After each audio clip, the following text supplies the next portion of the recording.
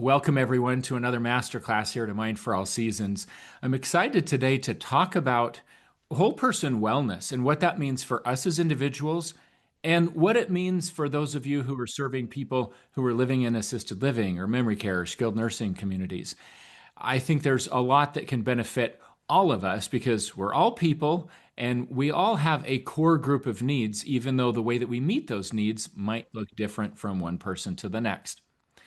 So, as we get started here, I want to take you back to the year 2000.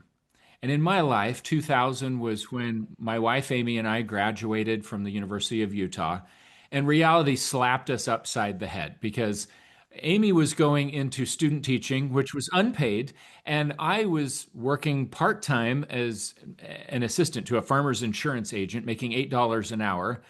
And I didn't have a full-time job at that point, and we were going to get kicked out of married student housing. And I realized, oh no, we're expecting our first child. We're getting kicked out of married student housing.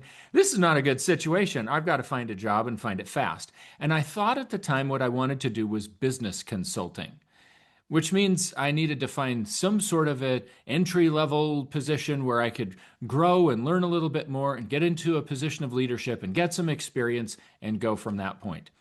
But really, what was driving me at the time was the desperate need to have a job so that I could provide for a place to stay because I couldn't even afford an apartment with what I was making. So I started interviewing all over the place, and I stumbled onto a job as a program director in an assisted living community. And I honestly thought it was something that I was going to do for maybe 6 months while I was interviewing for my real job. And given that I'm here today talking about the things that I'm talking about 26 years later, you can fill in some of the gaps and realize I actually stayed longer than 6 months. I woke up about 12 months into things and realized, hey, I'm having a really good time. I'm enjoying this. I'm learning a lot. And so I stuck with it, became an administrator, and the rest is history. During that period of time, though, where I was a program director, I was at a very forward-thinking company that tasked me with building a curriculum. They did not want a community where people would just come and sort of exist and play a little bingo and watch a little TV and call it good. They wanted an engaging community, and they tasked me with coming up with a curriculum that covered all sorts of different domains of wellness. And it was a really fun project because I got to learn so much myself. And I started to have more and more insight that impacted not only how I was living my own life and the things that I learned to prioritize about how I would spend my time and what made a difference for me personally, but I also learned a lot about what makes that type of a business, and really by extension, any sort of a business, more successful. So I'm going to share a few slides here to provide some context for the rest of our conversation here. And one of the things that comes up when you're in business, and we'll use assisted living and memory care as kind of the paradigm here because that was where my experience was. But one of the things that comes up is, what do you do when something's not going well? What do you do, for example, if you're running an assisted living community and you're at 75% occupancy instead of 100%? You're losing a lot of money. What happens when you don't have enough staff members? Most people in situations like that tend to look to external forces. For example, at one point in the first community where I was working, a competitor built a brand new, really beautiful building right up the street. And even though they were just a few years younger than the building where I was working, which also was really quite new, I started working there the week of the 1-year anniversary. This newer building still was that much newer, and it was exciting, and they were part of this national chain that had all sorts of resources to throw at marketing and recruiting for staff and everything else. They could pay a little bit more money, and it would be very easy in a situation like that to look at external forces and say, how are we supposed to compete on occupancy with a brand new competitor like this that has all of this stuff? How are we supposed to recruit staff when they have all these other resources? And in our own lives, we tend to do similar things. When something isn't going well, we often look to external forces. But it's actually internal things that cause most of the challenges that we're up against and that present the biggest opportunities for us to modify things. When it comes to assisted living, memory care, skilled nursing, and a lot of other businesses, customer experience, I think, is really the true driver. And my time spent as a program director is what started to teach me that programming was addressing the customer experience. And we didn't have to worry so much about the external forces. So more on that to come. If you are focused on what you might consider a market-centric approach, where you're looking outward and you think, oh, if I'm going to compete, I just have to have more billboards. I have to have more radio ads. I need to have more print ads. Or these days, I need to put more in social media. That's going to produce some results for sure. And it's tempting to pursue that instead of a customer-centric approach. And some of you have heard this analogy before, but there's a big difference between hunting and farming. A market-centric approach where we're just focused on external forces and competing with those external forces is like hunting. When you don't have enough residents in your building, you're out searching for them. And it feels really good when you find someone and you give them all the great reasons why they should move into your community. But that won't sustain you for the long haul. The only way that you can sustain a large population when it comes to food is farming. But farming is not nearly as exciting as hunting. With hunting, there's the thrill of the kill and the fear of the unknown combined with the victory of solving the problem. But it's only when you have the courage to till the soil and start preparing the ground, and then to put a seed in the ground and to nurture it and to let it grow and to give it time. And then even when it starts to show evidence that, yeah, it's a good seed and it's growing, you still have to nurture it. You still have to weed around it. You still have to water it. The sun has to do its thing. Nature has to cooperate. There are a lot of things that have to line up. But over time, once the plant starts producing, then you can sustain a really large population. When it comes to everything from business to the quality of our personal lives and our relationships, there's a lot that only happens if we take the time to farm, which means we have to be patient. We have to do some things contrary to our human nature. We have to work through things and be consistent in our efforts if we're going to have the big payout at the end. And so it's very tempting not to do the most important thing, not to set the keystone. Now, a keystone is the central stone in an arch. In the picture that you see on the screen, it's right where the person is standing. And that stone is what holds up the rest of the arch. In fact, arches can hold up without cement or rebar for hundreds and hundreds of years if the stones are cut just right and they're laid in properly. It's just leveraging physics and the way that as those stones are falling, they all press against the ones around them. Without the keystone, you have to brace an arch or it will fall down. And a lot of people burn out in skilled nursing or assisted living or in life because they fail to set the keystone. Now, I really believe that meaningful activity programming is what it takes to set the keystone in a long-term care setting. And when it comes to our everyday life and having a full life that's focused on whole person wellness, we have to learn some of the same lessons that I learned back as a program director. So let's explore some of those things. People burn out when they don't set the keystone. And I love this definition of burnout, which comes from the man who coined the term in the first place. Dr. Herbert Freudenberger in the 1970s wrote a book called Burnout, The High Cost of High Achievement. And he defines burnout as not the dimming, but the extinction of motivation or incentive, especially where one's devotion to a cause or relationship fails to produce the desired results.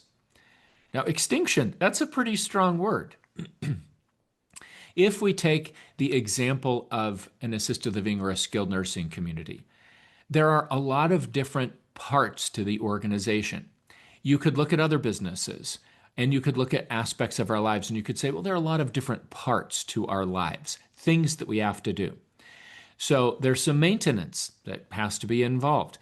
There's food service. And in the home and in our lives, we have to eat. That's pretty important. We have to manage the billing. There's some nursing. If there are healthcare related issues, we have to deal with that. And nursing in assisted living or skilled nursing focuses a lot on things like activities of daily living. And we have to do those things in our own lives. We need to get to the bathroom. We need to bathe ourselves. We need to take whatever pills we take, etc. There might be some therapy. There are a lot of things that could be considered therapy. There's marketing. And if you don't think in your own life you're involved in marketing, well, think again. We're all selling ourselves in every single interaction. We're either behaving in a way that causes people to want to be around us more and want to refer us to other people and want to suggest that this friend might want to know you, or we're not. Quality and compliance is important in all aspects of our lives and organizations. There's a degree of social work, but you'll notice the keystone is left blank. I saved it for last. And you guessed it, it's activity programming that I put at the keystone. Now, I might be a little bit biased because my career started there, but I observed over time that everything sort of rose and fell on the quality of the programming because that's what directly relates to customer experience, which is the true driver. And when it comes to our lives and the quality of our lives and what we're accomplishing and how well we show up in every other area, part of having a balanced life is paying attention to things that are truly meaningful in a holistic sort of way. So great activity programming in the context of long-term care is the keystone because it overcomes two major roadblocks that we run into in healthcare settings. The first one is the task trap. Now, the word trap is an acronym. I think that the task trap is one of the biggest problems that people face in healthcare. And the word reminds us that it's very easy to get too busy, being routine focused, avoiding interpersonal responsibility, and putting tasks ahead of people. In other words, it's very simple to go straight to the task and to fail to connect with the other person in a meaningful way. Now, there's a lot of reasons why we slip into the task trap, especially in healthcare, but I think the biggest one is lack of context. So I'll give you a quick example of that. Let's imagine that we're running an assisted living community and a new resident is going to move in, and the family comes in to set up her belongings, and we go in to check and see if there's anything that we could do to help, and we spot this picture of our new resident. We might look at her and say, well, she looks like a nice lady. And we might start asking the family, now, what does she need help with? Why is she coming? Intuitively, if she's moving into an assisted living setting, we know she needs help with something because you and I didn't wake up today and say, I hope today is the day that I get to move into an assisted living community. Most of us want to stay home. We want to maintain our independence throughout our lives. That's very important to us. And so if someone is moving into a community, it's because they have to. And that means they need assistance with things like bathing, dressing, toileting, meal preparation, and perhaps a whole lot more. So we would ask the family of this lady, what things does she need help with? There would be an assessment, probably from the facility nurse. We'd put together an interim care plan. We'd have an idea of what this person needs. And we would go in her room and we would treat her with all the dignity and respect and love that we have to offer. And she would feel completely robbed. She would feel a loss of identity. She would probably feel lonely and frustrated and hurt. And we would be treating her very kindly. But we would be falling into the task trap, treating her more as an object than a person, because treating someone as a person requires understanding their identity. And most of the time when this woman's picture was taken, she looked more like this. Both pictures are of Doris Day. Now, if you're going in the room to provide assistance for somebody who needs it, and you don't know that it's Doris Day, the Hollywood legend, it's not that you treat her badly. You just don't treat her like Doris Day, and that's the point. All of us are unique. All of us have things that make us who we are. All of us have ways that we see ourselves. It's very easy to forget that our identity has very little to do with the tasks that we perform, at least when it comes to our activities of daily living. And it's easy to forget those things because so many institutional norms in healthcare distract our attention from it. We have things like care plans and admission procedures and rules and policies and regulations and job descriptions that are all basically lists of tasks. And as soon as someone needs assistance with a bunch of tasks, it becomes easy to focus on that and to forget that our identity is what happens after those things occur. Most of us get up in the morning, we get ready for the day, we perform our activities of daily living so that we can get out and live our lives doing the kinds of things that we like to do, showing up in the ways that we want to show up, making a difference in however we choose to in the world. Our identity is what happens after our activities of daily living are performed. So in the context of assisted living, skilled nursing, memory care, home care, or even a family caregiver looking out for a loved one, it's very easy to start defining success by checking things off the list. And that causes us to skip the first step in every interaction, which is to make a meaningful connection with the other person. We would never open the front door of our house to a complete stranger and say, "Oh, come on in."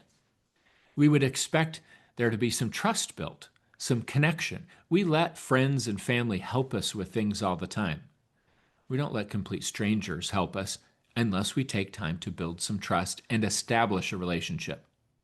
So, meaningful activity programming that looks at the whole person allows us to move beyond task-focused thinking and seeing others and treating others as objects, and it allows us to get closer to truly person-centered care and seeing them for who they are. When we get beyond tasks in our own lives, we also start to feel a little bit more centered. Now, some people will say, well, we write care plans in our community from the first-person perspective, and they say things like, I prefer to have a shower first thing in the morning, and I prefer to use Dial soap and Pantene shampoo, or whatever it says. There's nothing wrong with knowing what someone prefers, but I like to describe those types of care plans as preference-centered care. That's still not person-centered care. If we want to be person-centered, we have to know who the individual is uniquely. We need to connect with them first before we're ever worried about the task. Now, meaningful activity programming in this type of context that I'm discussing, avoiding the task trap, is the keystone because it's one of the best ways that we can put the people that we're serving back in context. And when we create the right context for people, we bridge the gap between how loved ones see their family members and how most institutions treat them. So you get a difference between focusing on the whole person versus focusing on activities of daily living. When a community has a lot of meaningful programming, you start running into situations where the retired golfer who quit swinging the golf clubs at 75 is now 95, and for the first time in 20 years is on a little putting green or maybe headed out to a driving range. And the family looks at them and thinks, that's who Dad has always been. This is amazing. We did something great for Dad. And that's also when the community staff start seeing who this individual really is. And that makes a difference. So effective programming reestablishes people's identities. Now you might be asking, what constitutes meaningful activity or meaningful programming in a community setting or in my own life? And I think overall, it needs to be meaningful to us. There's no victory in getting a crowd at some sort of activity if that endeavor does not excite and inspire and motivate and have some sort of meaning for the people who are participating. That just means that you cajoled people into showing up for something and they were there for the sake of being there. So to create truly meaningful programming, especially in a healthcare setting, we have to know people at a deep level. Now, even when we have strong desires to serve the whole person and we have this view of whole person wellness, it's still easy to run headlong into another roadblock. And meaningful programming can help us get past that. But in a healthcare setting, it's easy to run into what I call departmentalized thinking. That's what happens when you start defining your role as a participant in a department. And you start thinking about, well, this department's job is to do this thing, instead of recognizing a much broader perspective. Departmentalized thinking destroys any sense of vision or teamwork or joy or innovation that a community would have. I think that all people in healthcare really have one job description. And when it comes to our own individual lives, I think this also applies. People who work in healthcare have the responsibility to create opportunities for those they serve to continue having a meaningful life. And if I had my way, I'd go around to every state in the country, and if I was allowed to, I would get rid of all the job descriptions in healthcare, and I would give this as the job description. Simply put, we're there to help people continue living a meaningful life. And I think we're here on the planet individually to try to help those around us live a meaningful life and to live a meaningful life in our own right. Well, what does that mean? I think living a meaningful life means that we pay attention to different aspects of our life experience and we help others do the same thing. All those years ago, when I was a program director, a whole group of us from the company that I worked for flew to Boston, where the company headquarters were, and we sat in a meeting and we discussed the program curriculum that we were trying to create at each of our communities. And we tried to find a framework that would help us understand what it really looked like to serve the whole person. We believed that for far too long, healthcare professionals had sort of deluded themselves into thinking that if you keep someone clean and dry and seasonally appropriate clothing, and you give them 3 square meals and you give them their pills on time, that you've done something amazing. And really, that's bare minimum stuff for most of us in our everyday life. You haven't done anything amazing in healthcare if you're just assisting with activities of daily living in a great way. That's a bare minimum standard. You have to go beyond that. And the framework that we settled on in this meeting of activity professionals was SPICE. And I've been using it ever since. SPICE is a reminder that we all have spiritual needs, we all have physical needs, we all have intellectual needs, we have cultural or social needs, and we have emotional needs. We might use different labels, and there are different frameworks out there, but to me, SPICE is an easy word to remember, and it's easy to recall that we need SPICE in our lives. When we're not doing well in one of these areas, life isn't as full and rich as it could be. So let's talk about how to build a curriculum of experience in a community or in our own lives related to these kinds of areas, with full acknowledgement that there's a lot of variability from one person to the next. I know some people for whom spirituality means going to Mass every Sunday. They're devout Catholics, and it really makes a difference for them if they go to Mass at least once a week. I know other people who don't consider themselves religious at all, but their spiritual practice is meditation, and they're really consistent with it. And it makes a difference for them, and that is where they are in life, and that's what allows them to feel really connected from a spiritual standpoint. We're all on unique journeys, and we're trying to figure things out. But if meditation is really important to you, and you're neglecting it for whatever reason, then you're not as well as you could be. So we have to figure some of these things out on an individual basis and decide what we're going to choose to do. Now, sometimes people wonder, how are we going to do all this in a community setting? Or even, how are we going to do it in our own lives? In the community setting, there were important lessons that I learned along the way.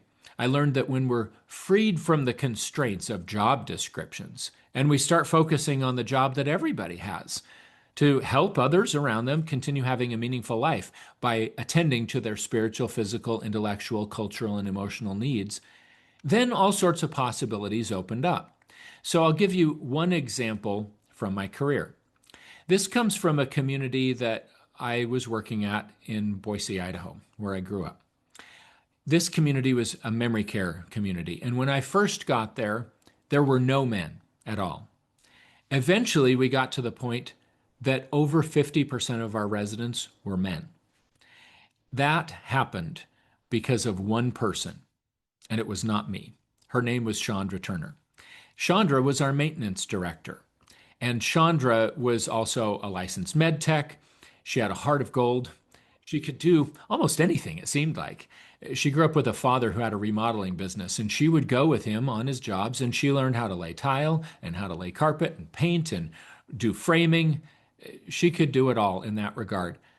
But she was not rough at all. She was so genuine, so kind, so friendly, so helpful. And when Dan, who is the tall man that you see on the right in the picture on your screen, when Dan's wife reached out to me, it was when I was teaching at Boise State University. She was there at Boise State, and she had just moved there from California. She and Dan came to Boise. She had a new job, and she was in distress. She said, "I'm not sure what to do," because Dan has early onset Alzheimer's disease. He developed it in his late 50s. And she said, "I'm getting nervous about leaving him home. I think we need to place him in a community." And because I was running this memory care community at the time, she wanted me to come and take a look at Dan. So I went over and I did an evaluation. I got to know Dan a little bit. I determined that there was only one reason that he would not be a good candidate to live in this memory care community. And it was the fact that our entire program was basically built around serving the needs of 85-year-old women because that was the typical demographic that we had. We didn't have anything to offer men. I sat down with our leadership team and I said, "We have an opening. Dan could move in, but we don't have a program for men. I don't know what to do. I don't know if this would be a good experience for Dan at all." And Chandra, our maintenance director, said, "Eric, I got it covered. Don't even worry about it. I have plenty of ideas." Well, I had long since learned to trust Chandra, so I did. And Dan moved in a few days later. And I started watching what Chandra did with him. Now notice, Chandra was not the activity director. That was Barbara. Chandra was the maintenance director, but she understood her job was to help people that we were serving continue having a meaningful life. And so every time she was shampooing carpet, guess who was holding the electrical cord so that people didn't trip over it? And every time she moved chairs, guess who was assisting? When she went out to shovel landscaping rock in the front of the building, guess who went out with a shovel to assist? Because he was very physically capable of doing things. And Dan would walk in the lobby and he'd get a drink from the water cooler. And my office looked out on the front door and he'd stop and he'd say, "We're working really hard, boss." And he loved it. One day, Chandra had to get on the roof to service the HVAC equipment. And no, Dan did not get on the roof. Chandra needed a way to keep Dan on the ground. And she did one of the most brilliant things that I've ever seen. She got an empty lacquer can and she filled it up with water and she got a brand new clean paintbrush. And she approached Dan and she sort of played the damsel in distress card. She said, "Dan, I just don't know what I'm going to do. I have to get on the roof and fix the air conditioning unit. And I'm supposed to be relacquering the handrails. Could you possibly help me?" And he stood a little taller and he said, "Well, sure. What do I have to do?"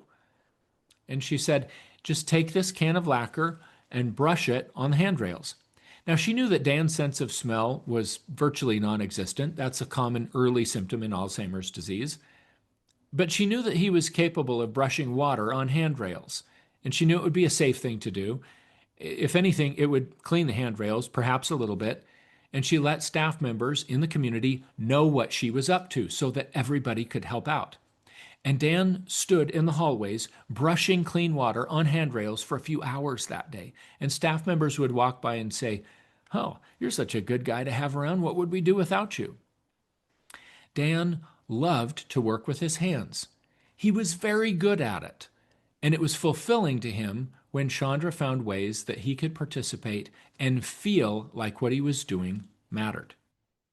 It didn't matter that he wasn't actually relacquering the handrails. In his mind, he was doing something truly meaningful and good, and it was making a difference for people, and we all treated him that way. That's what meaningful activity looks like. And as other people started coming in the community and seeing Dan and seeing what was going on, word spread, and pretty soon other people started referring male residents to move into that memory care community. And as I mentioned earlier, at one point we were 52% men, practically unprecedented in memory care, but it's because Chandra came up with a way to help serve their needs that was meaningful. Now, again, Chandra was the maintenance director, not the activity director. So once we realized what everyone's true job is, to create opportunities for those we serve to continue having a meaningful life, then we're freed from the constraints of job descriptions and we realize, oh, this is everybody's job. I could have taken just as much time to tell you about Elisa, our chef, who would take residents who worked in the restaurant business or who were homemakers that loved to cook, and she would find opportunities for them to help in meaningful ways in the kitchen or to help serve food. And we couldn't do everything that they wanted to do. There were certain rules and constraints that we had to follow, but Elisa participated. I could have talked about Nancy, our housekeeping supervisor, who also engaged residents. And because everybody was participating in one way or another in helping those around us live a meaningful life, we weren't constrained by the fact that the activity department really just had one person in that job. It was Barbara. Everybody pulled their weight in helping our residents. Now, when we start to focus on our real job description, we shift our focus to what really sells the building to other people: customer experience. We're also more likely to retain staff when they're connected with our residents and they use their creativity and they feel like they're there for a higher purpose. Chandra started a tile business on the side, and for a few years, she kept me updated on things. And she kept saying, I really should probably quit my job and go run the tile business full time because it has really taken off. But I'm going to wait until after this resident passes away, or oh, when this one is gone, then I'll move on. She couldn't bear herself to pull away. She couldn't bring herself to do it because she was so engaged with those residents and she knew that they were counting on her. And so it actually directly contributed to staff retention. We also start developing our own benchmarks for success. If you're in long-term care and you're watching this, then I have to say that state and federal rules are bare minimum standards. They're there to keep people safe and to make sure that people aren't abused. But that doesn't mean that's the standard that we should adopt. I think we need a much higher standard if we want to be truly successful in making a difference in people's lives. Let me give you an example of how these types of things came together early in my career. I'll talk a little bit about the future and some ideas, both for healthcare professionals and for ways that we can have greater whole person wellness in our own lives, and then we'll go to some Q&A. When I was still working as a program director at the beginning of my career, I had a moment of shame. I felt shame because an obituary came out for a resident that I had taken care of for a couple of years who had passed away. And when I read her obituary, my heart sank because I was reading really things about her life that I didn't know.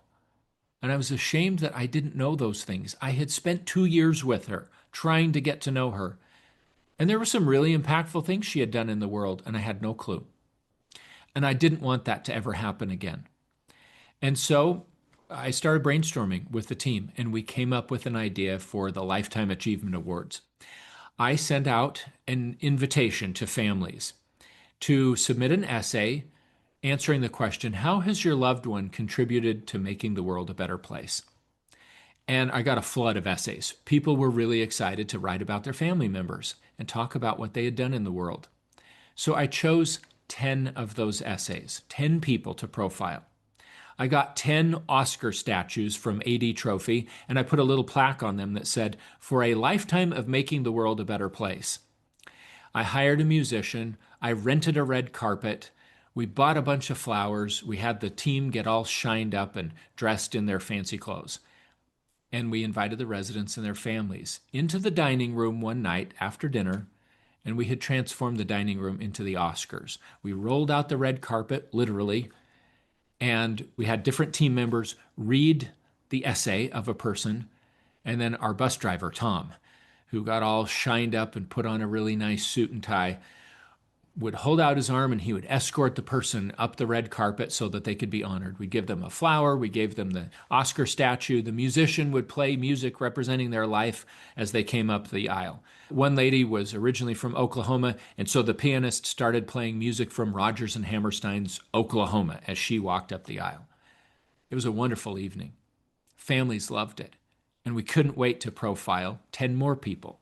So we kept doing it.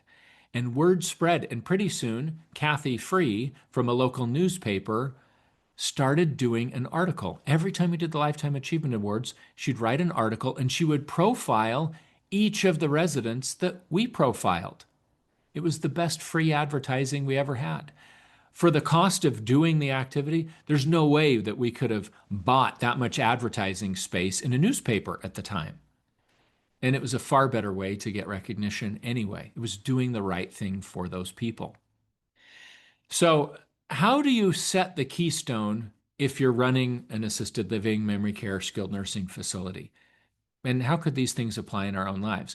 Well, first of all, maybe perform a radical reassessment of budget priorities. I honestly think that in most communities, if you flip-flopped the activity budget and the marketing budget, you get it about right, because customer experience is what really drives success. And if you spend more on doing meaningful things with the residents, word spreads pretty quickly about that. Determine how departmentalized thinking might be affecting your organization. Do we need to get everyone on the same page that we really just have that one job description of creating opportunities for people that we serve to continue having a meaningful life? We need to schedule ourselves. If we're working in the community, schedule ourselves for at least one meaningful program a month. Expect the same from everyone else. Keep participating over time. We need to ask applicants what their hobbies are and what their interests are. Not because we're trying to do something inappropriate in a job interview and find out more about them than we really need to know, but we can explain that this is absolutely pertinent to this job because we're going to invite you to be involved. I've had frontline caregiving staff help out with craft classes or teach knitting because that's something that they like to do. And by working together, we can facilitate opportunities for everybody to participate in doing things that are meaningful for individuals. We can consider who's not participating, and we can look for things about their life that might clue us into what would be meaningful for them and help them have a more fulfilled life. And we're going to get a lot further if we collect life histories on everybody. We can evaluate whether we're offering active programs or just things that are passive. If people are just coming and they're sitting there and they're not really engaged, that's not really what the goal is. We're wanting people to be truly involved in things because they want to be, because it's meaningful to them. When people are fired up and excited about life, it does wonders for their health. We need to teach all the staff in a community why programming is so important, and we need to utilize all of them to figure out what would constitute meaningful programming for the individual. There are Chandras on others' teams who would recognize how to help the Dans of the world if they were just asked and given an opportunity to weigh in on it. We need to remember creative ways that we've kept people engaged in the past, and we need to use those stories.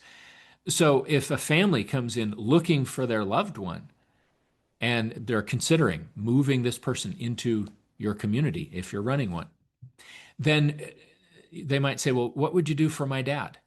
And you can say, your dad reminds me of a resident, and you don't have to share names, that would violate their privacy, but reminds me of a resident that's kind of similar. And here's how we worked with him.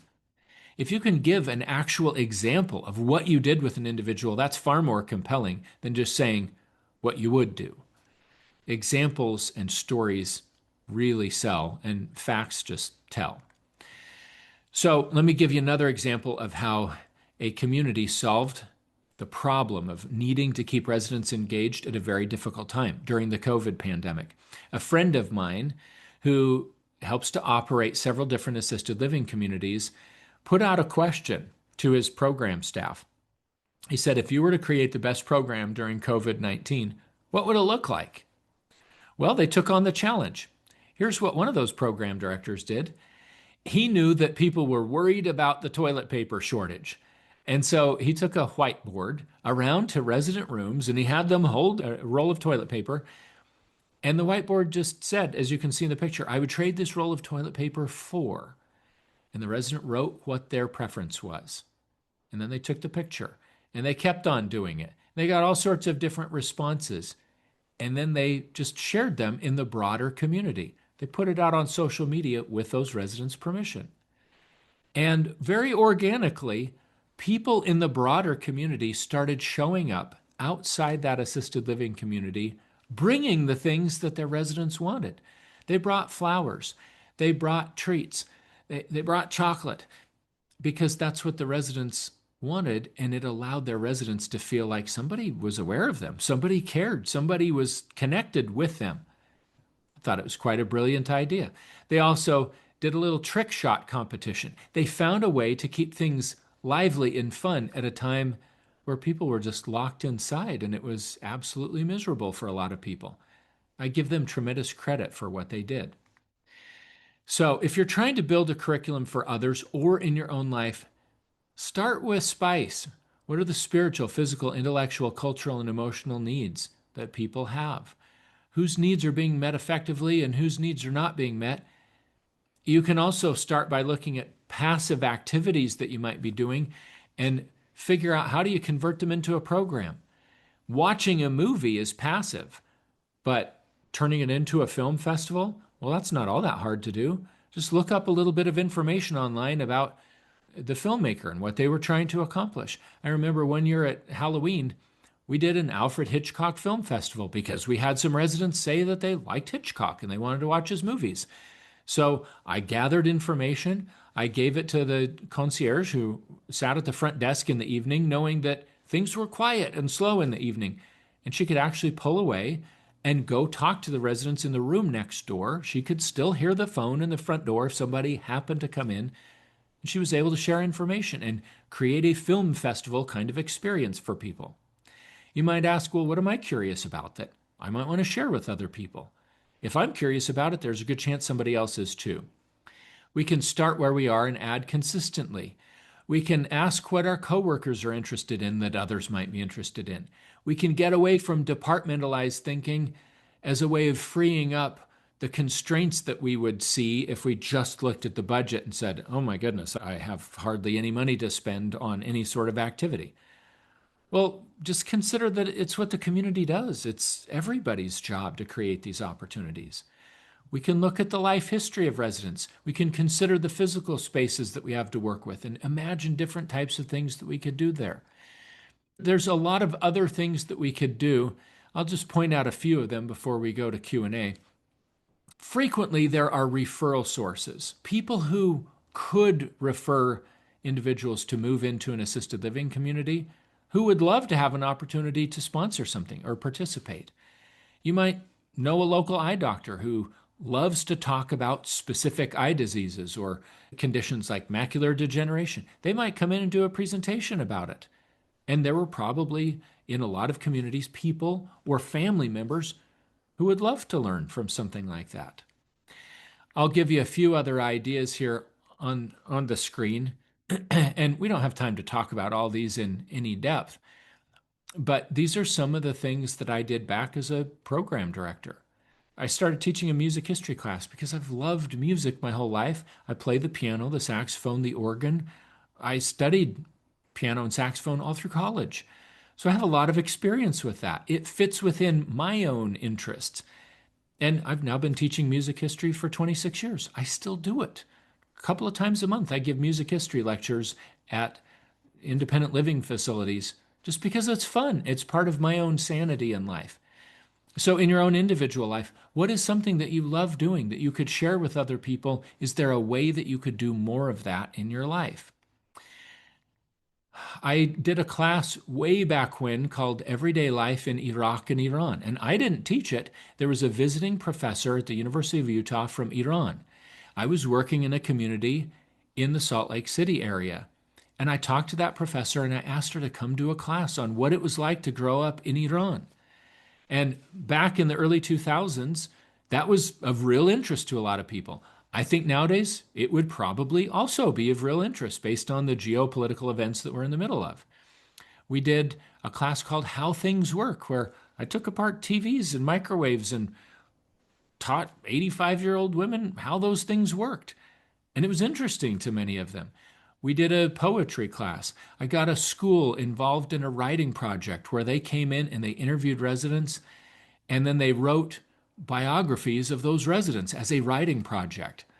They actually ended up illustrating them, and the teacher helped them get them bound. And they came back in and presented our residents with bound books that were little biographies of their own lives. That was an amazing project. That went over really well. We did dances. We did classes called All About Fill in the Blank. My favorite was All About Chocolate. I went to a local chocolatier and said, our residents and their families and others in the community would love to know how you make chocolate. Would you come in and do a class on that? And at her own expense, she came in and she did an amazing thing. It worked out so well. Now, I share these things just to stimulate ideas. Let's stimulate a few more ideas in our own lives and in our communities. And then I'd love to get your feedback on this. So imagine the future. There are a lot of things that programming in a long-term care setting can do to tip the balance toward better health. There's a long list of things that contribute to poor health. Loss of identity is at the top of the list. When people feel cut adrift, they don't do as well. If you're sedentary, if you're not sleeping well, if you're isolated, if you're unengaged mentally, if you're eating a lot of ultra-processed food, if you have a lot of stress, those things contribute to poor health. And meaningful programming can tip the balance in every one of those areas if we're intentional about it. In our own lives, when we focus on our spiritual, physical, intellectual, cultural, and emotional needs, we can do so much to tip the scale in our favor. In our communities and at home, we can ask, well, do I have a gym for the brain? What would that look like? Well, here are a few ideas. We know that exercise boosts brain health. Are you exercising consistently every day and doing a variety of things to move? We've talked here before about exercises that stimulate the brain in meaningful ways, like bilateral asymmetry, where one side of the body is doing a different task than the opposite side of the body. We can do that regularly with people in long-term care settings and in our own homes. We can do things like Brain HQ that stimulate the brain to form new connections. We can leverage the fact that our brains have the ability to sense different things that we're touching, and our fingertips have a lot of mechanoreceptors. When we're learning how to speak, we tend to get real touchy-feely as little children because we're stimulating those mechanoreceptors in our fingertips, and that helps part of the brain grow. That stimulates part of the brain actually that is involved in language.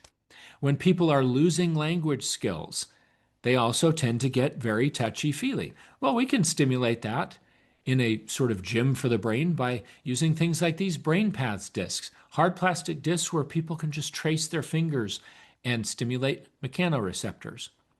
There are other things that we could do. There are devices that the FDA recognizes for all sorts of benefits.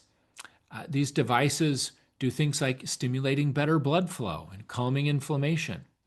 Pulsed electromagnetic field therapy was originally something that came out of NASA research because astronauts were coming back from space and they were sick. They had bone loss and they had muscle wasting because blood doesn't circulate in zero gravity very well. An assisted living or a memory care or skilled nursing facility could have a PEMF device that was created after all this research when NASA scientists and other researchers figured out that little pulses of electromagnetic frequencies stimulate more vasomotion. The capillaries in the body expand and contract a little faster. This gives you a shot of what happens to blood flow before and after an 8-minute treatment with a pulsed electromagnetic field therapy device. I've worked with assisted living communities and skilled nursing facilities that put those devices in them, and they calm pain for residents. They often help people sleep better. They help them move better.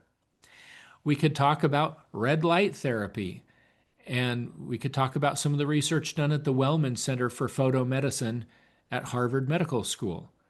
Red and near infrared wavelengths of light stimulate more energy production. They're very anti-inflammatory, and there are applications for the head, for the full body, and a lot of things in between.